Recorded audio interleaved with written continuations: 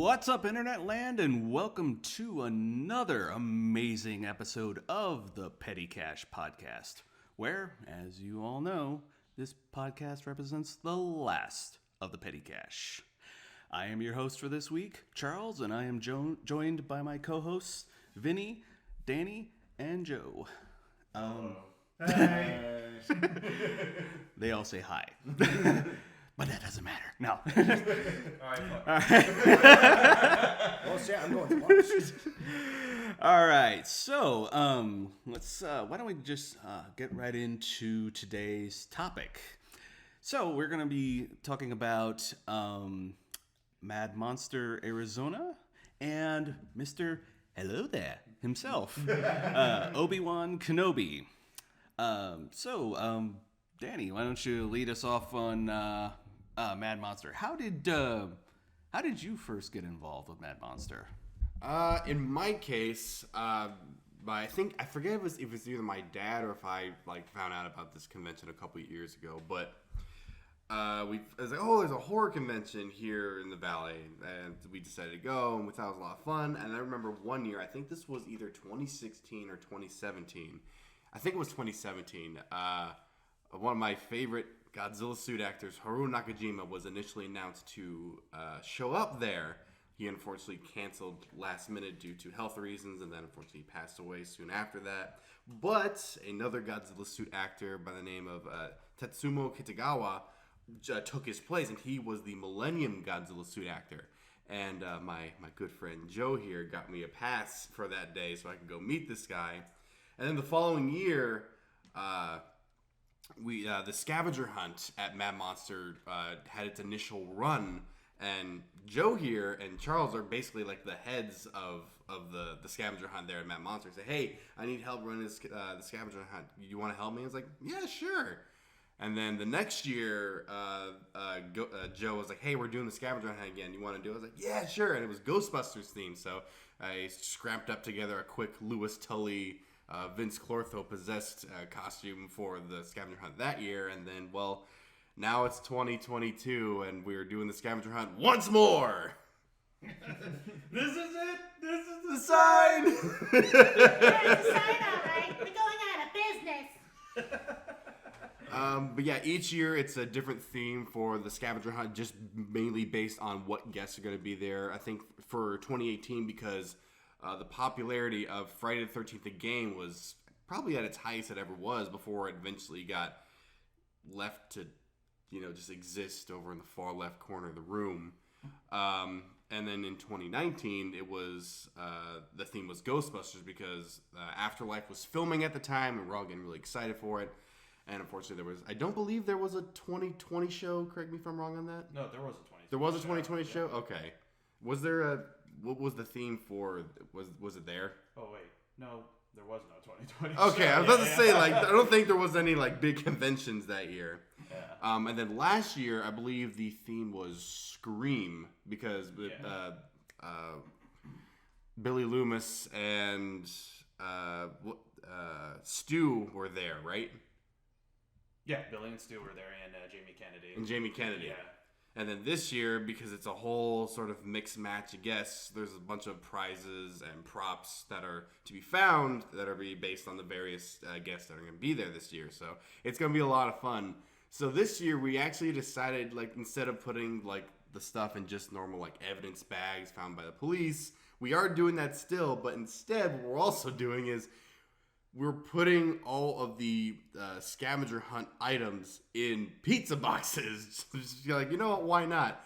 And quite fortuitous that the fourth season of Stranger Things came out because they did a collaboration with Domino's, and they came out with their 80s retro design for the boxes if you ordered pizza through them.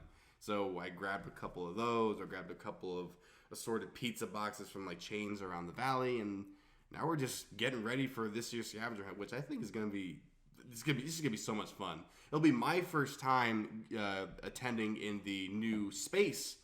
The new space, because they used to be at Fort McLeod, or what was that? Fort McDowell. Fort McDowell. I couldn't remember what fort it was. I couldn't remember what fort it was. I just remember it was Fort something. Well, we're under arrest. But now it's in Glendale, so I didn't get to go last year because I was busy at the time. But this year, I'm so happy to be back doing the scavenger hunt once again, and it'll be interesting to see the new layout of the Glendale convention floor for this one. Well, thanks for spoiling all of our surprises for the scavenger hunt. No, I'm kidding. I'm kidding. Exactly. But yeah, so for me, actually, I got introduced to Mad Monster Arizona through Joe. Yeah. I was like brand new to the horror genre, and I didn't know that horror conventions even existed. And actually around that time, I was still kind of like newish to conventions in general. So yeah, Joe introduced me to it, and I went, and I was like, oh my gosh, this is so much fun. And then we got brought in with the idea of like, oh, hey, let's do a scavenger hunt. And so we put together the initial rule set and how we were going to do it. And, I put together the props and everything. And we've just, been expanding upon the scavenger hunt as we went, adding new rules, altering them, making, new props, and trying to make it a little more, interesting and a little more challenging as each time has gone along. And it's also been great to see the vendors get into it, because when we first started, nobody knew what it was except for just us, and we'd go up there and they'd be like, what is this for? And I remember like some of the vendors turned us down actually, and because and they're like, sorry, we don't want to get involved. And then the next year, more vendors found out about it, and they're like, hey, can we get in on this? Sure. And then then the next year, vendors now are like practically grabbing us as we're walking by, like, can I get in on it? Okay, well, we don't have enough props, but we'll get you for tomorrow. Excellent. So it's been great to see, because the scavenger hunt not only is for, the attendees, but it's also to help the vendors. It helps, people, they come and they're looking for the scavenger hunt items, and then they'll be like, oh, hey, wait, that's cool, I want to buy that. And we've heard lots of stories from vendors who said just that. Like, people would see something as they were looking for, the scavenger hunt items, and they would, come back and buy it. And so it's like, great, that's what we're doing it for. So yeah, scavenger hunt's been a ton of fun. I'm looking forward to this year, getting the props ready and everything. And yeah, so, Joe. So with the Mad Monster Party Arizona, like the scavenger hunt, I mean, it's definitely fun. If you haven't purchased your tickets or anything, please do so now on their website. I believe it's going to be a little extra at the show.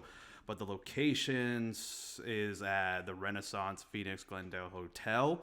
It's right next to the Coyote Stadium, and the dates for it is from July 8th through the 10th on Friday. It starts at 6 p.m., and you can find the schedules, you can find the vendors, you can find like all the panels, tickets for photo ops. Usually the autograph prices for the guests are usually posted the day of the show. But with the scavenger hunt, it was kind of funny how it all started. I was walking around Target over on Longmore, and here we go, another story. So that's what podcasts are. You just telling stories. So it was funny. I get a call from one of the higher ups, Jenny. Thank you. She gives me a call and she's like, hey, Evan wants to talk to you. So I'm like, all right, cool. Give him a call, and he basically gave me a rundown of the scavenger hunt and all. And I was like, oh, okay, well, why'd you contacted me? I mean, you really basically just stated, you volunteered ever since 2014 when Mad Monster started in Arizona. And you just became standout and everything. You're a funny guy, whatever, on social media. So I thought, like, hey, why not? Just, let's give Joe a shot. So with the I would just say like, okay, who would be able to help me out? So I contacted all my friends and everything who would be able to help out, and it was 2018, as you said. Friday the 13th game was big, and one of our missions and everything was just to try to make it at least, that was the theme and all. So I was like, okay, we'll think of something. And we had cosplayers who dressed up as characters from the video game. We had Serene, Renika cosplay. They dressed up as like characters from the video game. I forget, like AJ and wait, what was that? I didn't say anything. Friday the 13th. Yeah, Friday the 13th. We had AJ and Tiffany. I dressed up. They dressed up as those characters from the game. It was just a whole group collaborative effort. But the year after, so far, like the first time that game was, being played, it was just we didn't know how it was gonna go. Could it be a one and done thing? All right, this thing kind of fell under the wayside and everything, and just like forget about it. But people interest grew, and people were like, oh, we love it and everything like that. It gives us something to do rather than people were kind of waiting for panels, their pictures and all that, so that they could just go inside the exhibit hall, have fun and everything. And from years on, we did like Ghostbusters, as Charles and Danny said before. We did Scream, and you guys are basically in for a surprise. Well, not really in for a surprise, but we're giving you a little tips and everything. So you guys are going to have a lot of fun at this show. So definitely stay tuned. Alrighty, well, I think that pretty much covers Mad Monster. Definitely, check it out. It is a lot of fun. Tons of merchandise. Lots of horror-themed guests, and guests from other genres as well. And it's in a great location. Lots of good air conditioning, which is great for Arizona. Mm-hmm. And then, of course, like I said, you've got the scavenger hunt, which it's always great seeing the encouraging words and the enthusiasm from not only the vendors but also the attendees who say, oh my gosh, that's my most favorite part of the event. And so we're definitely looking forward to it, and we're once again doing our best to bring you a very entertaining game. So with that out of the way, let's move on to some lightsabers, shall we? Obi Wan Kenobi. We just got through that series, and what did you all think of it? Okay, looks like we have a taker here. Well, I've had nothing to say this entire time because I've never been to Bad Monster, so I really have no experience. But hey, first time going. It's his fault. It is not. It is. It is not. How dare you, sir? Okay, so with all of us being Star Wars fanatics here at this table, we love Star Wars. Like, we are, like, if you were to describe the group of us, we are the fanboys movie. Yes, that is us. And we've already said this. I am Hutch. That's just the bottom line of it. If you haven't seen it, definitely watch it. Oh yeah, no. If you're a Star Wars fan, you have not seen Fanboys, seriously, go watch it. It's one of those guilty pleasures you need to own. So good. For Kenobi, I would say for a lot of us, we were excited to see the show because Ewan McGregor coming back as Kenobi, it's like, holy shit. Vader being dropped into the show, holy shit. As a whole for this production, it started slow. At least for me, it started slow, but then it really picked up at the very end. The season finale was absolutely phenomenal. I enjoyed the hell out of it. And one thing I can say about the Star Wars shows is I just really hope that we get more of each of these series as time progresses and we see more of these characters and these actors.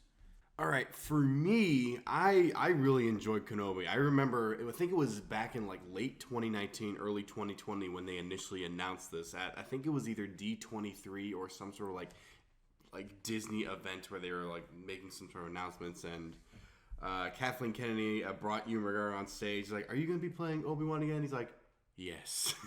And that's all we had to go off of for like 2 years. And I believe they tried to start production in early 2020. Then, of course, they had to stop.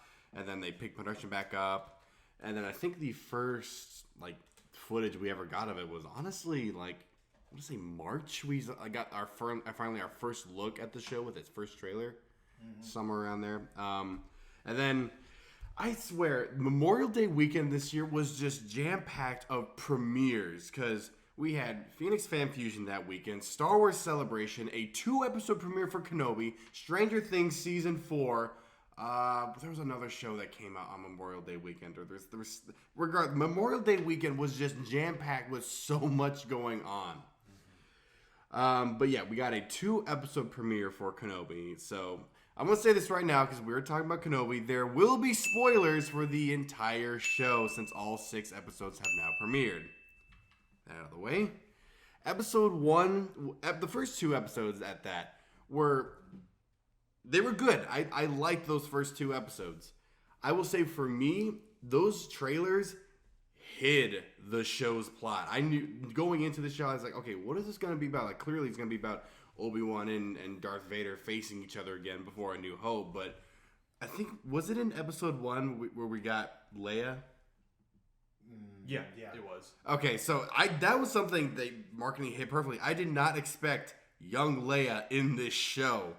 The actress that portrayed her did a absolutely fantastic job portraying young Leia. She was so adorable, like pulling off some of Carrie Fisher's mannerisms at a young age. And of course, Ewan McGregor did a fantastic job throughout the series. He did a good job as always.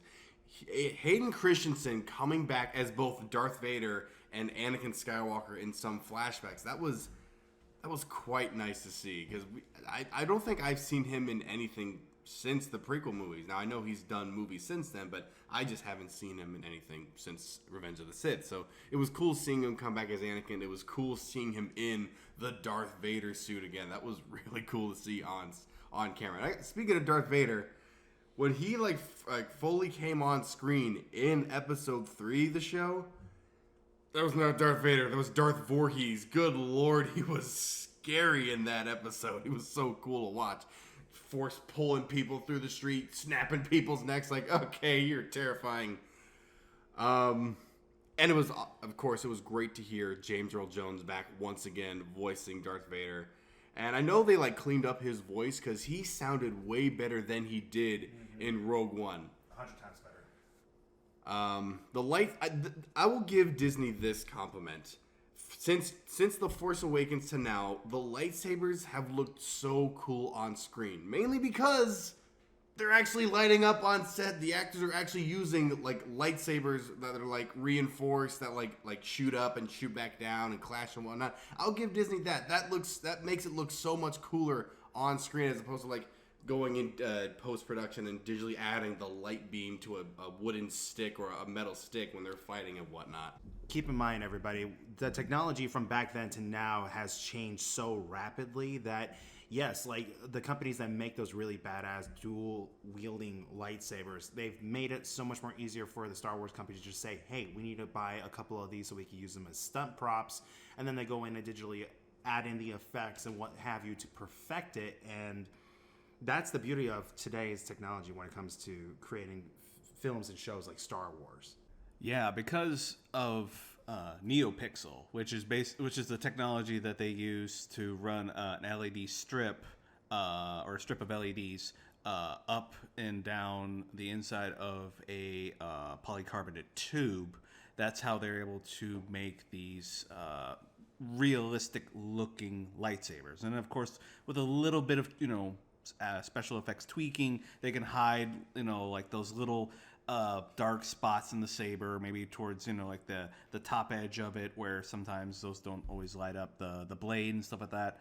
But it allows it to cast the light more realistically than what they had in the past, where they just used either photoreflective rods that reflected light and then they did some painting afterwards or CGI effects. So yeah, so the whole lightsaber community has basically made it to where the lightsabers look better in films and in television shows and so on and so forth. And you've seen like some of the actors now, they're just like, oh, lightsaber.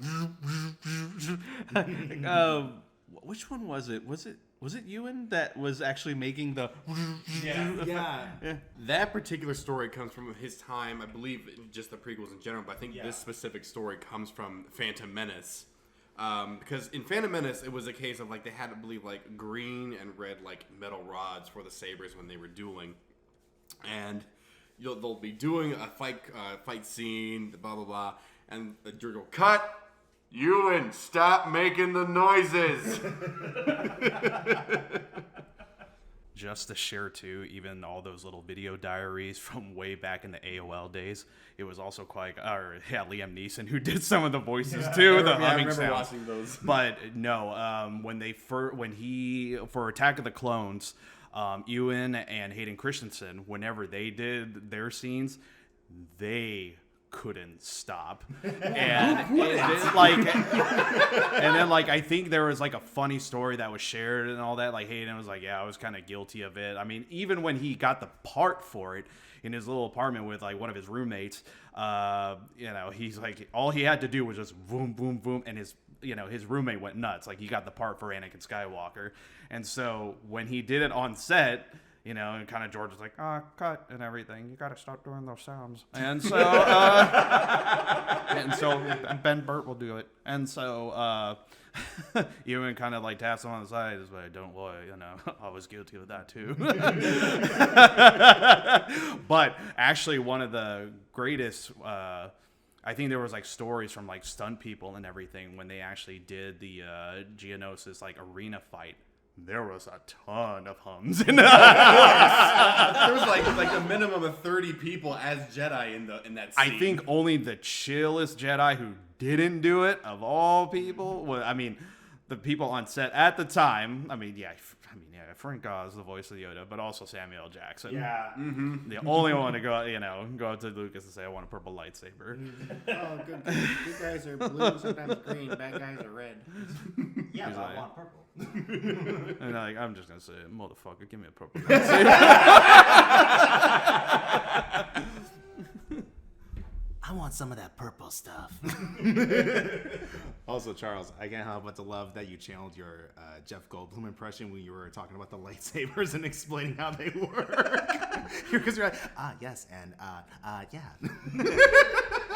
Well, when they take the lightsaber, they patented it, packaged it, and before they realized what they had, it boom, right there.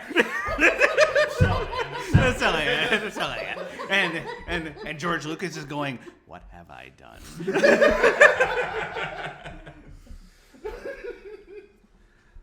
I mean, with the story as a whole, with the Disney Plus's Obi Wan Kenobi series, yeah, it was definitely, one of the best projects to. It was voted most popular. That's the Star Wars show that people wanted to see. It won some poll. I don't know, it was either 2014 or 2016, but they were like, okay, we got it, and they actually started pre-production, like getting Ewan in for negotiations around December or August of 2019. I'm not sure about the month, but I gotta say though, when it was first announced, Kathleen Kennedy came out and introduced Ewan. I was like, yay! At least we get to see what did happen in that 20-year span when he was in Tatooine. He wasn't technically on Tatooine the whole 20 years, but no, the show as a whole, like, there was a lot of great moments sprinkled out throughout the 6 episodes and everything, and I know this was originally intended as a limited series. There hasn't been any official word yet with any, second season and everything. For me personally, I think it just, you could just end it there. And multiple seasons could just be like, okay, this is a perfect moment to just end it here. To me, the more you add to it, there's a lot of contradicting, consistency that kind of derails like the original trilogy. I know there's some people who like, wouldn't Leia freak out more if like Ben Kenobi or Obi Wan Kenobi was on the Death Star and everything, and I was just like, well, there was technically one scene when Luke rescues her. You know, she has like a Ben Kenobi, where is he? That's all you needed. So, even though when he was about to die, you know, why didn't Leia be like, oh no, you know, shouted no when he disappeared and everything. So, and yes, I mean, we're all Star Wars nerds. We're all the fanboys. Man, like at work, so many coworkers asking, "Who the hell is this? Who's that guy? Why him? You know, what is with you? I thought there was supposed to be only 2 Sith Lords and all that." And it sucks how you just have to say you have to watch the cartoons, and mainly the main response you always get was, "I don't have time for cartoons or anything." Which is baloney. Yeah. That is malarkey. I totally get it. Not many people, you know, dig, you know, many, you know, cartoon animation, but I mean, you gotta, I know there's a lot of exposition you gotta explain with the story, so, I was gonna say, this whole episode, I mean, this could take like, what, up to 3 hours, but we gotta. Say that every time. This will be a 3-hour episode if we keep going on about this. Oh, dude, no joke, man. No, like, you're not wrong. I'm agreeing with you. I mean, for me, this is actually a show I would probably, you know, return to, but only the good parts. And you all know what I mean. Yes. You know what I mean. There was so much filler stuff. Danny, I hope for the love of God and any Star Wars fans out there, please, I would love to see your edits. Working on it. Yes, please. Oh, man. Yeah, let's see. All the little moments that got to me, I don't know, I would say, not top 10. Let's do a little top 5 all around. So I would say top 5 for me, it was great seeing Vader. Yeah, Vader pretty much owning that town, wrecking everybody's crap, and just snaps the kid's neck. It was like, holy crud. Let's see, that one was great. Any scenes together with Ewan McGregor as Obi-Wan and Hayden Stuntman as Darth, James Earl Jones, those are great. Let's see, Princess Leia. I mean, what side you stand on? That actress, does anyone know her name? Let me look it up really quick. All right, well, I would just say the actress for Princess Leia, I thought she would be like one of those annoying kids and everything, but she turned out to be a standout star. This girl, if you're ever listening to this and down the road, you have a bright future ahead. So anyway, with Princess Leia, I mean, she was a great standout. I believe Joel Edgerton as Uncle Owen. I forget the actress's name who played Beru. They were great coming back. Heck, even Jimmy Smits as Bail Organa coming back to the role. Mm-hmm. They were all great. The little cameo by Tamia Morrison as being that, 501st Trooper. Yeah, that being that vet and everything. Spare any change, So there was a lot of good moments. So anyway, I would just say, yeah, so we have 5 with Vader with the town, 4 Princess Leia showing up, 3 I would say when Vader and Obi-Wan see each other after so many years. 2 I would say the underwater scene. I mean, that base and everything, and Obi-Wan was slyly getting his balls back. He was getting his Force balls back. I got her name. Vivian Lyra Blair. Yeah. Vivian Blair. Lyra Blair. Vivian Lyra Blair as Princess Leia. And what was it? Beru. And then Beru was Bonnie. I don't know how to say that name. Bonnie Please? Peace? I want to say it's like Pisces, but I don't know. Bonnie Pais. I say. Oh, Sorry. I'll put it up and sorry. you'll see how it's spelled. Okay. But also, the number one moment, the only con I have to it, I wish it was longer than, the Mustafar, or slightly, in time frame with the Mustafar sequence, but the rematch with Obi-Wan and Anakin in the season finale, that was awesome. Like, you know, they're I love the little play with, you know, Darth Vader kind of having the high ground, and I'm bury Obi-Wan, like, haha, you will die. And as soon as Obi-Wan comes up and it's the resurrection of, you know, Jedi Jesus and everything, when he lifts up those rocks, both hands, and he just kind of has that Ewan McGregor grin, and it's like, you're fucked, man. And he just throws those rocks and everything, and Vader's like, ah, and it, like, you just hear James Earl Jones' voice, like, It all trailing back to Return of the Jedi. Now this is earthbending. Dude, like, we need with the Force power, it's not about lifting rocks. By the way, Ray, Obi-Wan did it better. You could have saved those rocks for Kylo when he went on it. Anyway, so yeah, that fight sequence was so great. I mean, congratulate to all the FX team, even the stunt people that saved. I would say basically that saved the best for last. When they got up close and everything, and Obi-Wan's basically using the hilt of the lightsaber. He's using the butt of the, you know, the handle and everything, and he's just pim slapping like Anakin and all that. Like, you know, Obi-Wan is dangerous up close and everything, and he's slashing and everything. Like, just he wanted to put that kid in his place. Just FYI, you're still the learner. You're still the students. But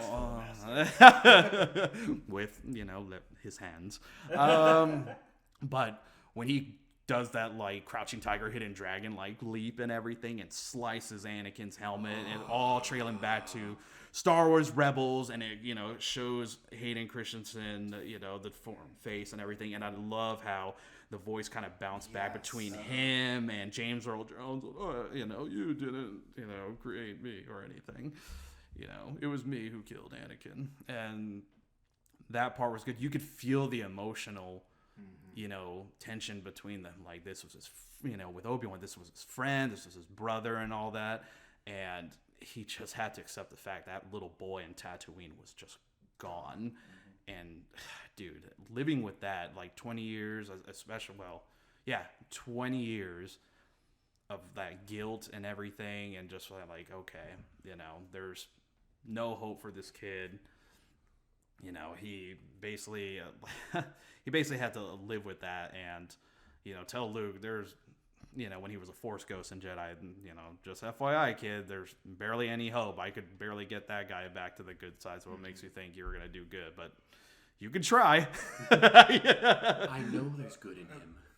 Real quick, wasn't it 10 years? 10 years? Yeah, wasn't it 10? Because Leia and Luke are 10 years old, so that would be 10 years. No, yeah, the Obi Wan Kenobi does take place 10 years after Return of the so- Jedi, so- and then there'll be an additional 10 years because Leia and Luke grow up to be where they are. Okay, so that sequence, one thing I absolutely love about that whole scene between Kenobi and Vader, when he's just completely just brought to his knees and you see his face. One of my favorite parts about that, not just the voice act, like you said, Joe, not just the voice acting and the playing between the two actors' voices. It is the fact that they're using the lightsaber lights to play with their emotions. That was a Pixar move, because Pixar in their films, they play with lighting to tell the emotions. This was beautifully done between the blue lightsaber fading and the red lightsaber appearing. It just shows, like, it brings you down to see the emotions between the two of them as Anakin and Obi-Wan, and then brings up the emotions as Vader, and it's just, oh my god, I love that sequence so much. And of course, Vader screaming Obi-Wan. That was probably the most moment I think all of us just kind of sat back in our chairs like, oh shit.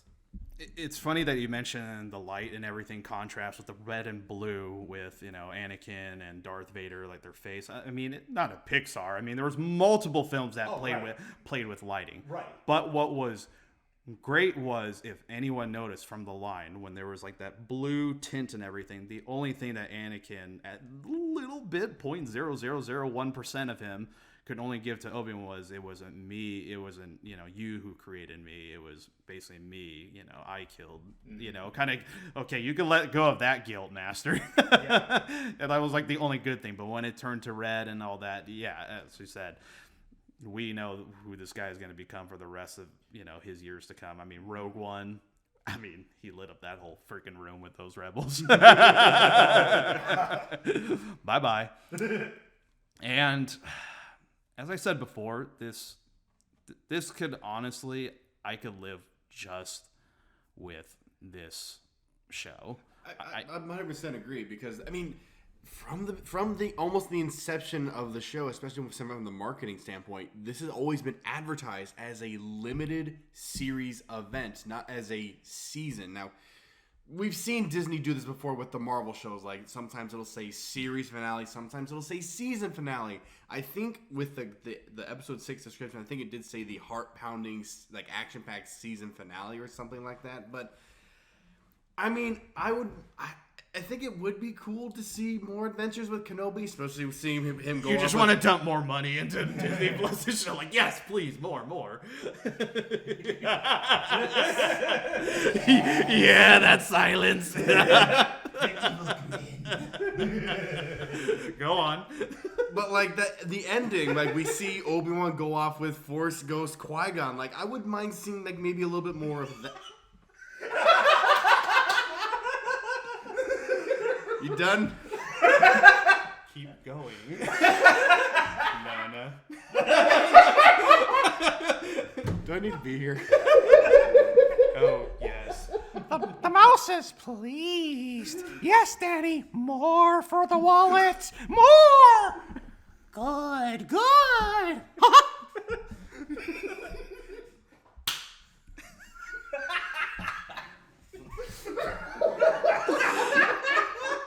You can continue, Padawan.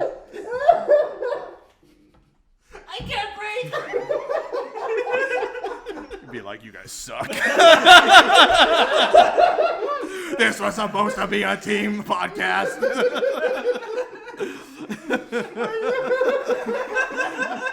All right, please remember you knew where you left that.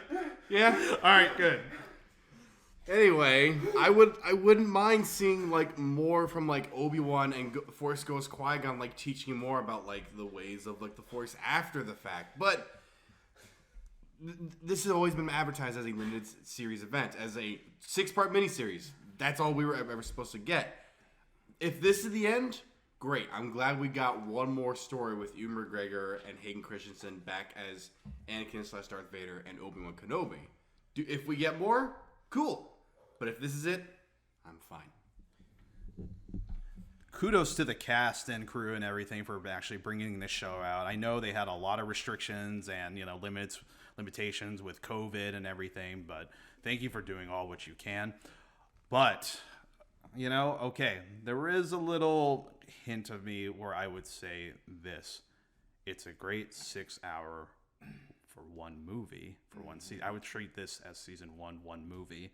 Season 2, that's the middle, and then season 3, wrap it up. We now see the bridge of Obi-Wan now becoming the old hermit, the old Ben Kenobi and everything. Mm-hmm. I would, there's so many things. And heck, you got Liam Neeson back as Qui-Gon as a Force Ghost and all that for just those little seconds, and you're like, you could continue that journey, but also, hey man, explain your disappearance, in Return of the Jedi. Even though Luke wouldn't know you or anything.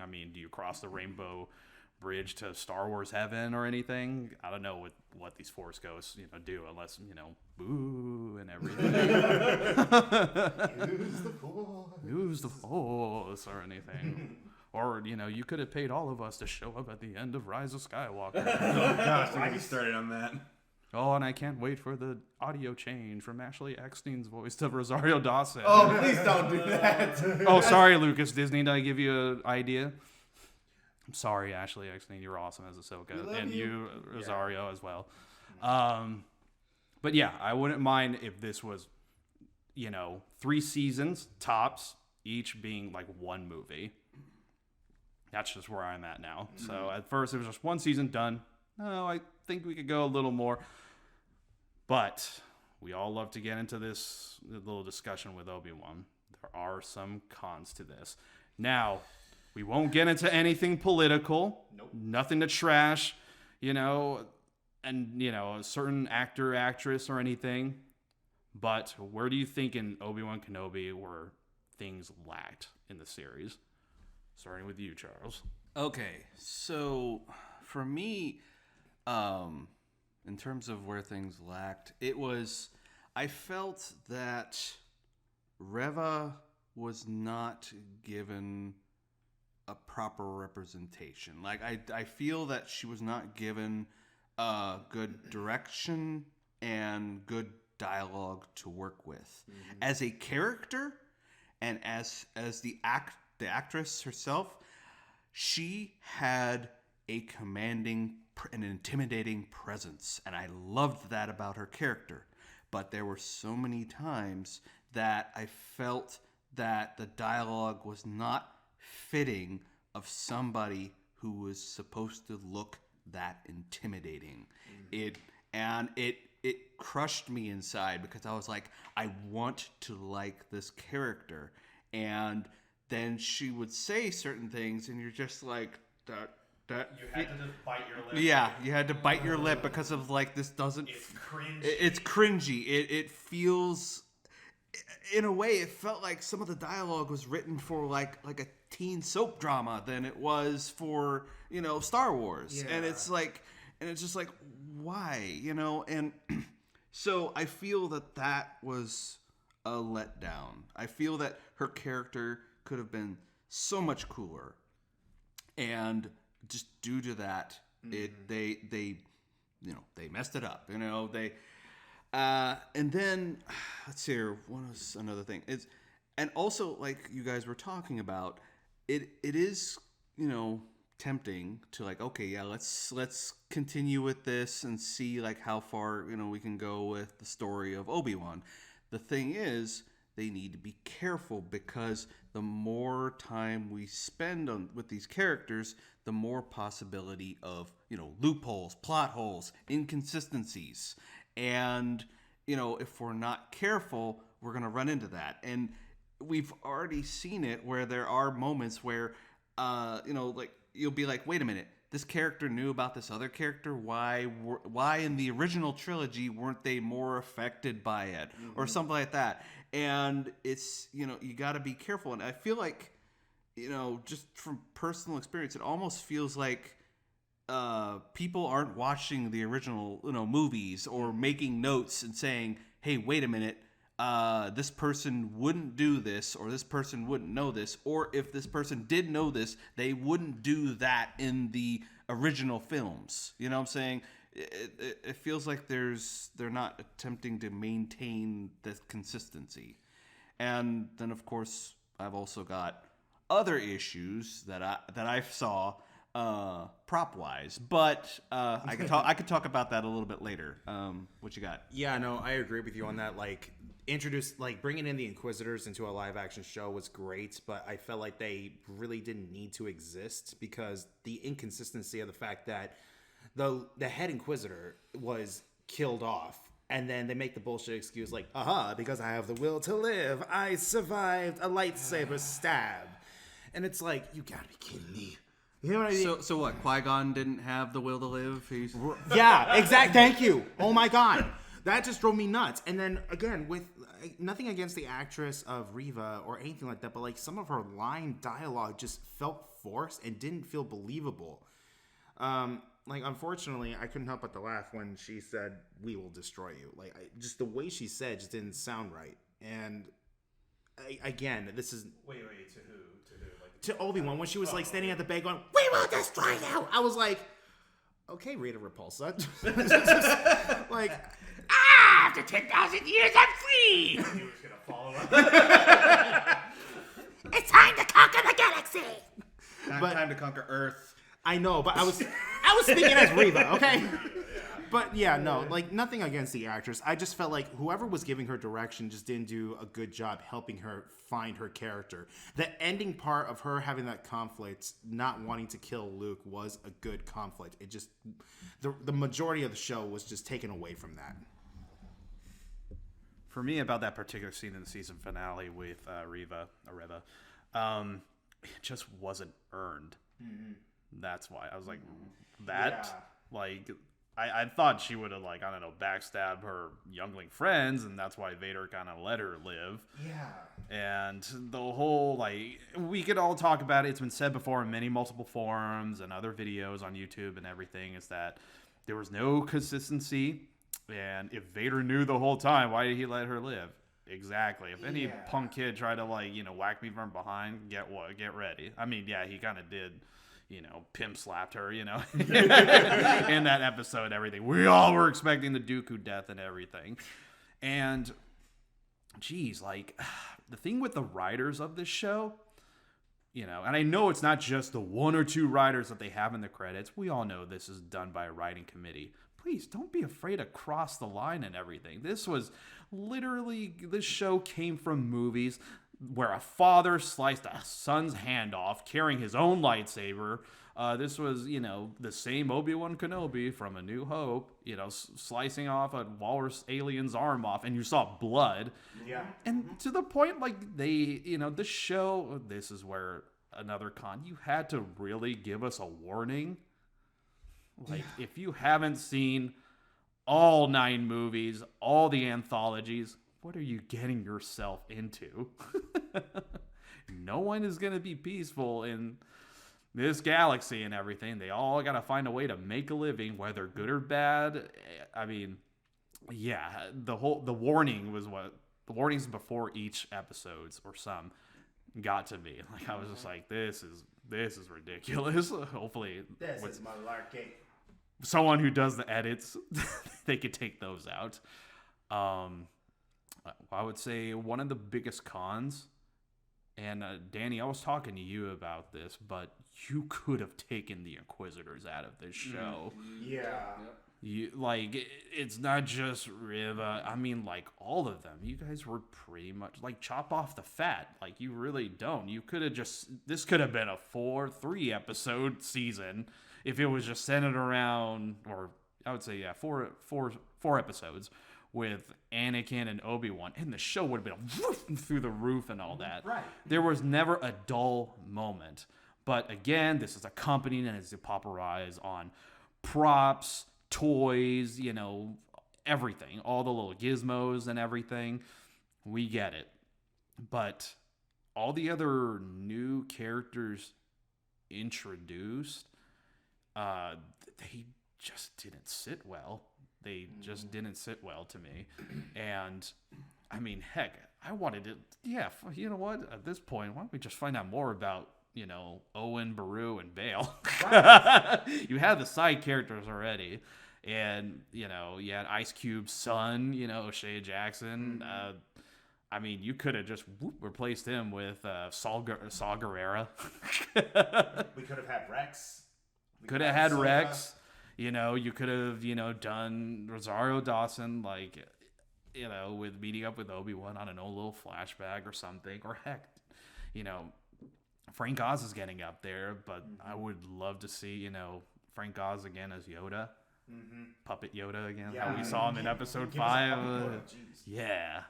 What would be cool, God, man, there's so many possibilities now with the seasons. You never really think about it. But heck, dude, I would love to see, let's just say they do a second season and all that with Obi-Wan. Would you love to see, like, a de-aging, let's just say Katie Sackhoff as Bo-Katan, Yes. but, like, back as, like, her Battlestar Galactica years and Yes. everything. Like, we get to see her, my sister meant a lot to you and all that. Like, Yeah. what kind of side story can we give with, Obi-Wan and all that God, when her... there's so much.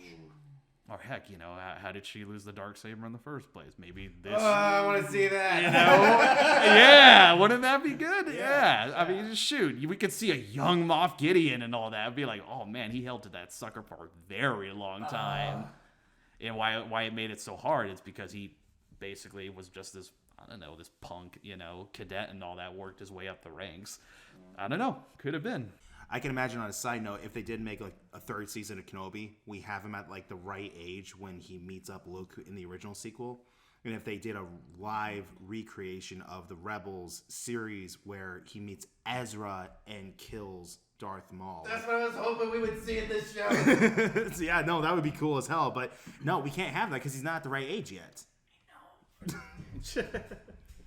like for me, like when they announced, like, oh, like I remember there was rumors like, oh, Darth Maul was the original antagonist of the series, but then he had to be written because the show was getting too much like the Mandalorian. That was just rumors. I don't think there was any truth to that. But we have an Obi Wan Kenobi show that is taking place before A New Hope. I was hoping so bad before we got to the show, like we would get a live action recreation of the Maul and Kenobi fight where he kills them. If we get more seasons, can we do that? I mean, we got the live recreation for Rebels of Vader's like mask get like slashed off. Let's get that big moment from the show. Hence the term hope. So, how that Darth Maul and Obi-Wan scene could actually work, if they were to do a live action, it would have to be a quick little montage. Sorry, but it just would have to be, you know, get Ray Park for that little bit and everything.